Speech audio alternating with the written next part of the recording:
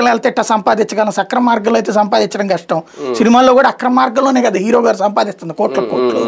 కాబట్టి ఇక్కడ కూడా ఈయన అక్రమ మార్గంలో సంపాదించాడు. అక్కడ అక్రమ మార్గంలో సంపాదిస్తే హీరో, ఆ హీరో గారి అభిమానులకి ఇక్కడ వీడు వెళ్ళను. అంతే లాజిక్. ఇది విచిత్రమైనటువంటి. ఇప్పుడు ఐబొమ్మ అతను చేసేది రైట్ అన్న, నేను ఐబొమ్మ సినిమా కూడా చూడలేదు, నాకు అలవాటు కూడా లేదు.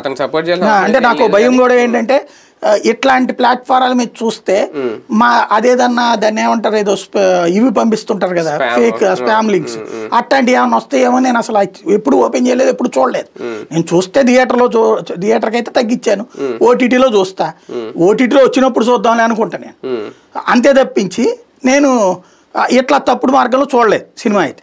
కాబట్టి నాకు అతని మీద ఏమి ప్రత్యేకించి ఇదేం లేదు. కాకపోతే ఏంటంటే ద వే వీళ్ళు ప్రచారం చేస్తుంది, 10,000 కోట్లు 25,000 కోట్లు నష్టం. మరి ఇప్పటిదాకా మీరు తీసిన పోనీ మామూలుగా ఉన్న సినిమాలకి ఎంత సంపాదించారు మీరు?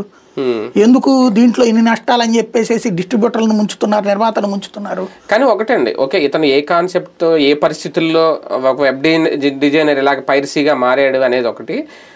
దాదాపు ఒక 50 లక్షల డాటాని తీసుకెళ్ళిపోయి ఒక 10,000 కోట్లకు 10 కోట్లకు ఎంతకో సంథింగ్ అతను అమ్మేసుకున్నాడు అనేది మెయిన్ ఇక్కడ. అది బెట్టింగ్ యాప్లకో గేమింగ్ యాప్లకో వాళ్ళకి అమ్మేసుకోవడం, అది చట్ట ప్రకారం నేరమే, అది తప్పు కాదా? క్రైమ్ని ఇప్పుడు ఇతని మీదన ఈ ఫస్ట్